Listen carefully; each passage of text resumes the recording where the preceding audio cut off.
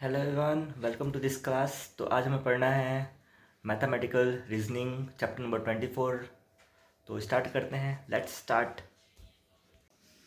तो हमें पढ़ना है चैप्टर 24 मैथमेटिकल रीजनिंग। तो पहला टॉपिक है स्टेटमेंट, या इसी को प्रोपोजिशन भी बोलते हैं। तो डेफिनेशन पहले देखते हैं। A statement is a declarative sentence that is either true और फॉल्स बट नॉट बोथ। इसका मतलब यह है कि जो स्टेटमेंट है एक ऐसा डिक्लेरेटिव सेंटेंस होता है जो या तो ट्रू होता है या तो फॉल्स होता है, बट दोनों नहीं हो सकता है। अगर दोनों होगा तो उसके से स्टेटमेंट कहेंगे ही नहीं। Statement is denoted by P और क्यू और R A T C.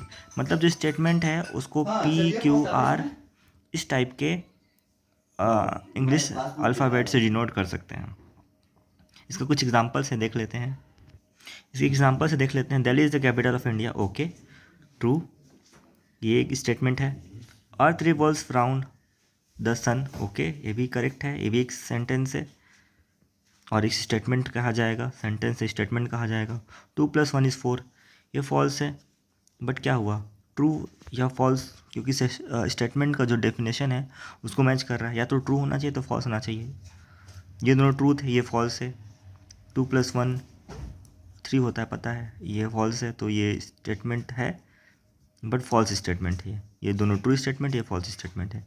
Every rhombus is a parallelogram, okay पता ही है कि जो रोम्बस होता है उसके चारों साइड्स इक्वल होते हैं और पैरेललोग्राम के जो आमने सामने के साइड्स इक्वल हैं और आमने सामने साइड्स पैरेलल होते हैं।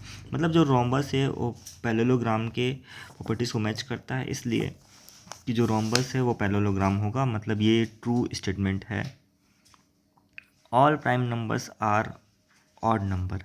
ज़रूरी थोड़ी ना है कि सभी प्राइम नंबर ऑड नंबर हो। जैसे कि जो 2 है ये इवन नंबर है, बट इवन नंबर होने के बाद भी प्राइम नंबर है। तो मीन्स कि कह सकते हैं कि ये जो 5 है ये फॉल्स स्टेटमेंट है। मीन्स कि 1, 2 और जो 4 है ये ट्रू स्टेटमेंट है और 3 और जो 5 है ये दोनों फॉल्स स्टेटमेंट है। अब एग्जांपल नंबर 2 देखते हैं। इन 2023 India's president was a women, ठीक है। 2003 में हमें पता है कि इंडिया की जो प्रेसिडेंट है एक महिला थी, तो ये ट्रू स्टेटमेंट है। सेकेंड जो कहता है elephant is heavier than man, हाँ पता है कि जो एलिफेंट है वो आदमी से ज़्यादा भारी होता है, ये भी ट्रू स्टेटमेंट है। Women are more intelligent than man. ज़रूरी नहीं है कि जो वीमेन है वो मैन से ज़्यादा ही इंटेलिजेंट हो भी सकती है और नहीं भी हो सकती है।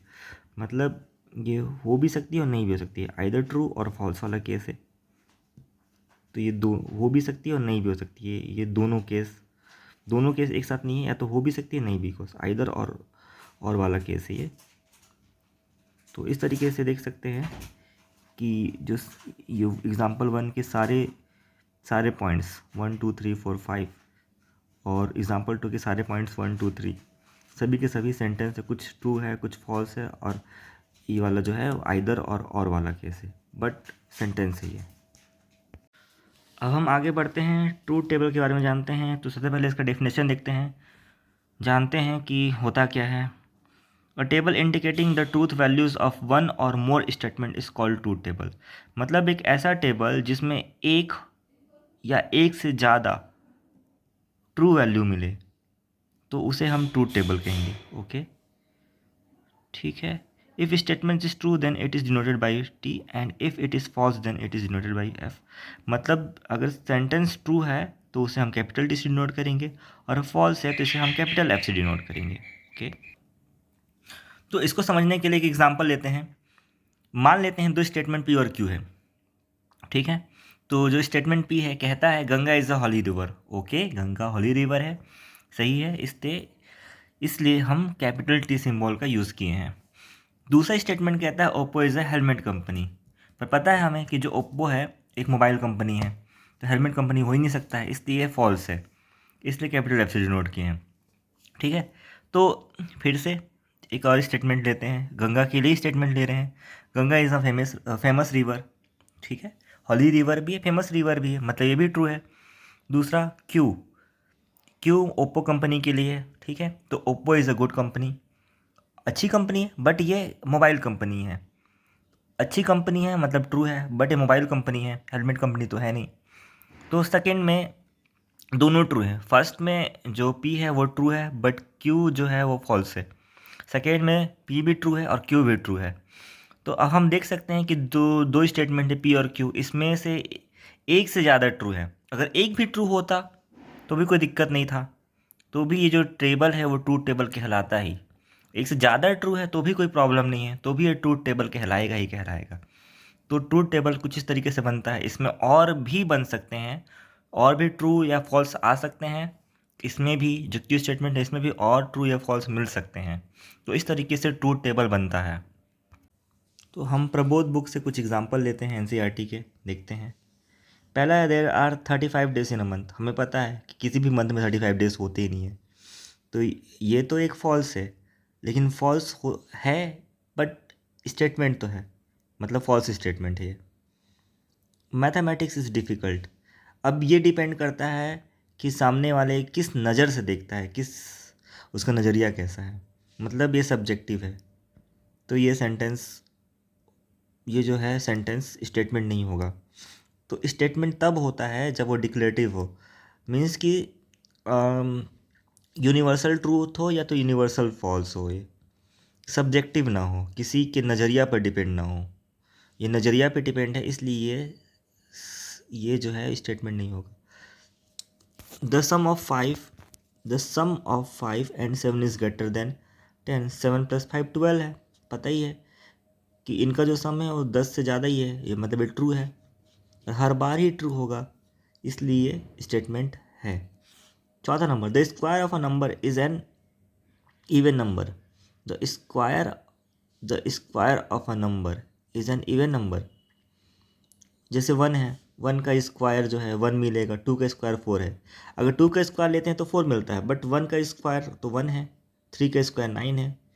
तो ये जो स्टेटमेंट है, स्टेटमेंट होगा, जो है वो स्टेटमेंट होगा, बट ये फॉल्स स्टेटमेंट होगा।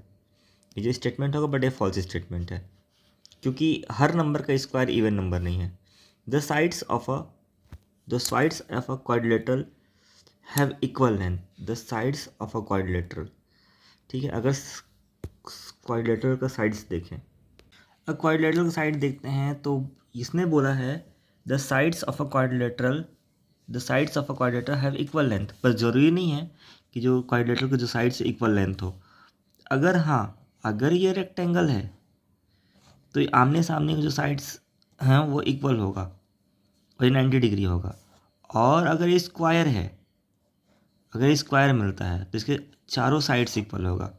बट ज़रूरी थोड़ी ना है क्वाड्रिलेटरल में कि हर केस में जो साइड्स हो इक्वल ही मिले। So it is not true statement, false है। तो ये स्टेटमेंट तो है बट ये फॉल्स स्टेटमेंट है। छठवां नंबर, आंसर दिस क्वेश्चन। अब पहले क्वेश्चंस तो दिया रहेगा तब तो इसका आंसर देंगे, तो मतलब ये तो स्टेटमेंट होगा ही नहीं, क्योंकि हमें पता ही नहीं कि किस क्वेश्चंस की बात की जा रही है, किस क्वेश्चन की बात की जा रही है। जब यही नहीं पता है तो फिर कहाँ से स्टेटमेंट होगा। तो छठवां नंबर स्टेटमेंट ही नहीं होगा। सातवां number, the product of -1 and 8 is 8। Okay, the product of -1 and 8 is 8 होगा ही नहीं। -1 और 8 का अगर मल्टीप्लाई करेंगे तो -8 आएगा, तो ये तो फॉल्स है। बट ये स्टेटमेंट तो है, फॉल्स स्टेटमेंट है। The sum of all interior angles of triangle is 180 degree. Okay, हमें पता ही है, प्रूव भी कर चुके हैं कि जो ट्राइंगल है उसके तीनों एंगल को जो सम है, वो 180 डिग्री आता है। ओके, इट इज़ ट्रू, मतलब ये ट्रू स्टेटमेंट है। Today is windy day. अब ये फिक्स नहीं है कि कौन सा day, Monday, Tuesday, Wednesday, Thursday, Friday, Saturday, Sunday, कौन सा डे, तो कोई फिक्स नहीं है, इसलिए ये स्टेटमेंट नहीं होगा। मतलब स्टेटमेंट के लिए एक फिक्स डे पता होना चाहिए, एक फिक्स डे होना चाहिए, और साथ ही साथ वो सब्जेक्टिव नहीं होना चाहिए। 10 number, all real numbers are complex number. हाँ, ये ट्रू होगा, ये ट्रू स्टेटमेंट में आएगा। कि कैसे आएगा देखते हैं। जैसे मान लो कोई रियल नंबर है 2, हम 2 को ऐसा भी तो लिख सकते हैं 2 + 0 × i।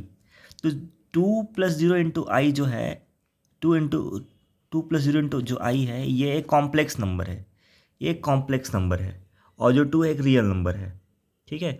तो हम इस कॉम्प्लेक्स नंबर में देख सकते हैं कि जो इमेजिनरी नंबर है, इमेजिनरी पार्ट है वो 0 है, ठीक है, और जो 2 है वो रियल नंबर है। तो जो रियल नंबर है इसको हम कॉम्प्लेक्स के फॉर्म में भी लिख सकते हैं, है ना। तो मतलब ये है कि 10वां नंबर जो स्टेटमेंट है, all real numbers are complex number, तो ये तो ट्रू होगा और ये ट्रू स्टेटमेंट होगा। Every set is a finite set, every set is finite set, ये भी ज़रूरी नहीं है, ये भी एक फॉल्स स्टेटमेंट है। The sun is star, okay true है, it is a true statement. Mathematics is some, ये भी सब्जेक्टिव है, किसी के लिए मैथ्स फन है, किसी के लिए डिफ़िकल्ट है, किसी के लिए बहुत ज़्यादा डिफ़िकल्ट है, तो ये सब्जेक्टिव है, इसलिए स्टेटमेंट नहीं होगा। There is no rain without clouds, ये करेक्ट है, क्योंकि बिना बिना क्लाउड, बिना बादल के पानी तो हो ही नहीं सकता है, ट्रू है और स्टेटमेंट है। How far is Chennai from here, ये क्वेश्चन मार्क है, तो डिक्लेरेटिव सेंटेंस ही नहीं है, ये इंट्रोगेटिव सेंटेंस है, और इंट्रोगेटिव सेंटेंस कभी स्टेटमेंट होता ही नहीं है, क्योंकि इसमें ट्रू और फॉल्स के लिए कुछ तो होना चाहिए ना, कि इसमें तो कुछ पूछ रहा है, how far is Chennai from here, इसलिए ये सेंटेंस नहीं होगा।